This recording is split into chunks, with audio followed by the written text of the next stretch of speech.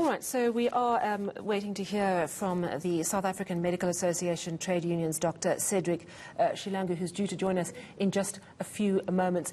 If you have missed what has happened this evening, I'm just going to run through the important points and the things that we need to note. And of course, the Health Minister calling this media briefing in response to a decision from the United States today. The Food and Drug Administration has decided to temporarily suspend their rollout of the Johnson & Johnson vaccine. 6 females have developed blood clots. They developed those clots 6 to 13 days after being vaccinated with the Johnson & Johnson vaccine. They're aged between 18 and 48 years old. Now, just for some perspective, millions of people in the United States have been vaccinated with the Johnson & Johnson vaccine. So this is a very small number.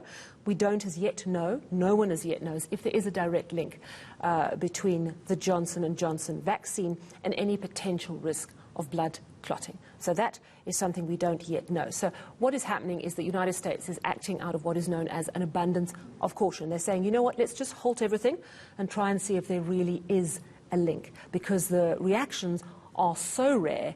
They could just be the same as you'd see in the general population with or without a vaccine. So that's what they're trying to determine at this stage. So because the United States is such a big player in this, South Africa has looked at this and gone, you know what, we have to respond to this. We have to be careful. We have to be transparent. So for the next few days, we are halting our Johnson & Johnson rollout. We're going to get all our top health authorities, all our doctors, all our professors to look at the data. And of course, the South African Health Products Regulatory Authority is going to take the lead in that. They're going to look at all the available data.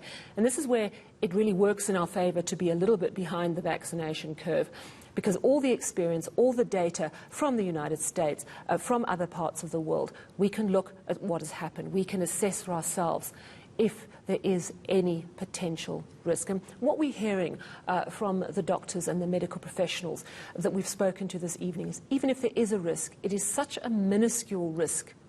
As Dr. Angelique Coetzee said, if it does turn out that there is a link, it's the same sort of link and the risk that you would read on a packet of contraceptive pills saying you could have a risk of blood clotting from taking this medication. So I think in perspective is important, particularly when you look at the risks of dying from COVID-19. And a good example and a good comparison is what we're seeing with the AstraZeneca jab in the United Kingdom. Of course, in the United Kingdom, they have decided to continue with rolling out the AstraZeneca vaccine to elderly people, because the risk of dying from COVID-19 is 6%, which is really high. The older you are, the more at risk you are. But they're saying to the younger people, where the risk of dying of COVID-19 is something at 0.01%, it's really, really low, they're saying let's just hold off on giving them the AstraZeneca jab.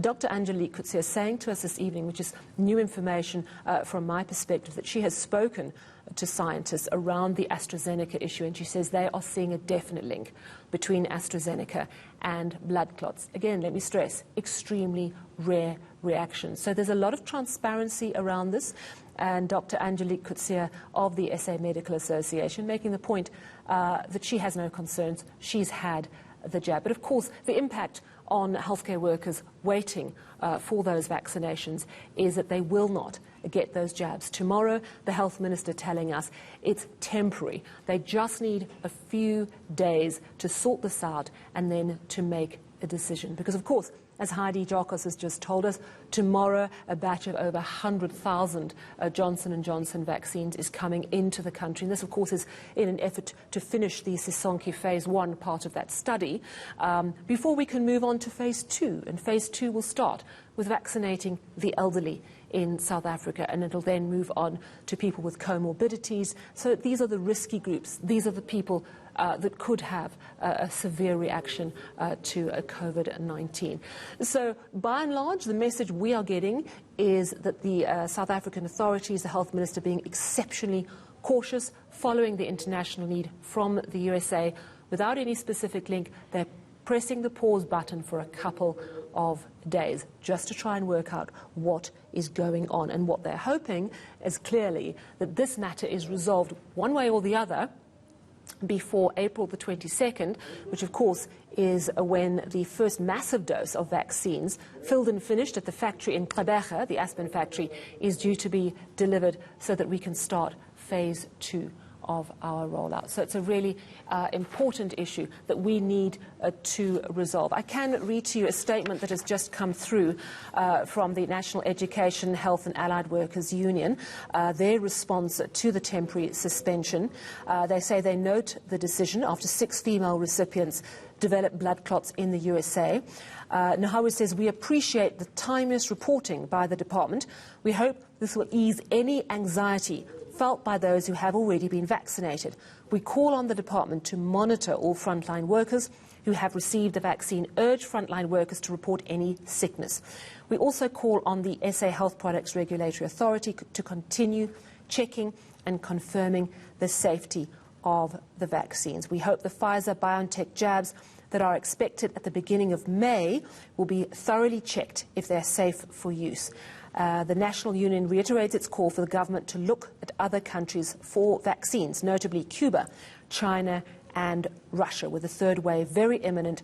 It's important to move with speed in securing vaccines in order to reach herd immunity. So it's important that the unions are also saying that it's really important that the unions are saying, look, this is something that has to happen.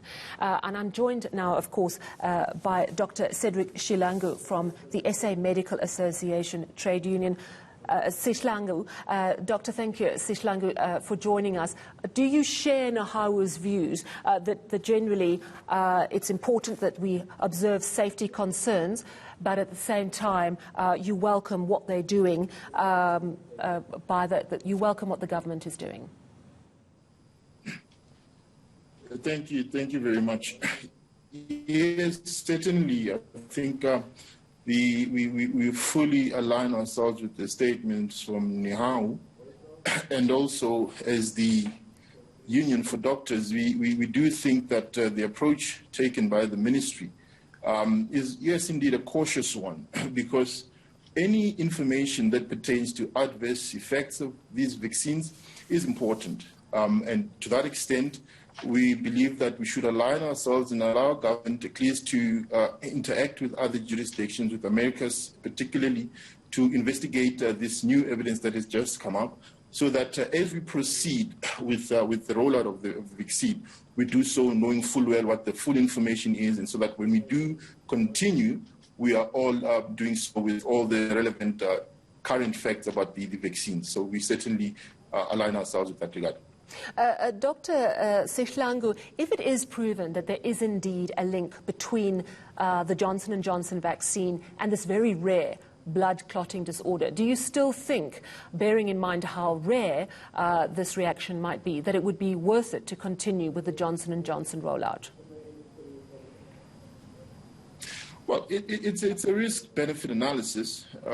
You understand that, indeed, in the current information that we have, it's about a very minute number of these adverse effects compared to the more than millions that have been receiving this vaccine in the U.S.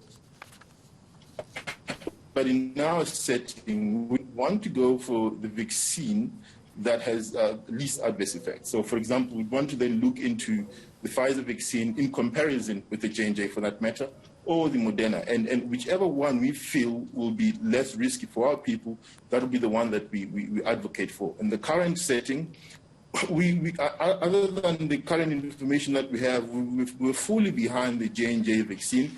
It was in fact appropriate for our setting. It's a single-dose vaccine. And so if the results do come out that there's a minute possibility that it does cause these clotting effects, we would still say risk-benefit analysis, and our scientists would advise, but we would be guided by the scientific community. What is your advice to members of your union, to doctors who are hearing this news? Doctors who've already perhaps received the jab, but also equally doctors who may have been walking into a facility tomorrow hoping to get the jab.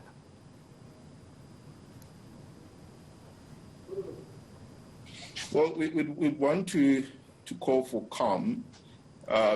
People should not panic. We don't want to see mass hysteria.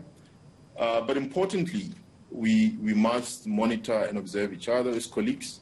So anybody who we know has taken the vaccine, must always be self-conscious so as to be part of the monitoring of any potential side effects. But most importantly, we want to call for calm, and that what is being done is just a cautious approach and due diligence, and there should not be any form of mass hysteria at this stage. Well, thank you so much. I do appreciate you coming through to chat to us. That was Dr. Cedric Sihlangu, SA Medical Association trade union there. And of course, echoing very much what Nahawu is saying, that they welcome the transparent approach on behalf of the Health Ministry, and also being really, really cautious. This is a temporary suspension, while all the top scientists in this country have a look at the data and go, right, let's look, is there an actual link?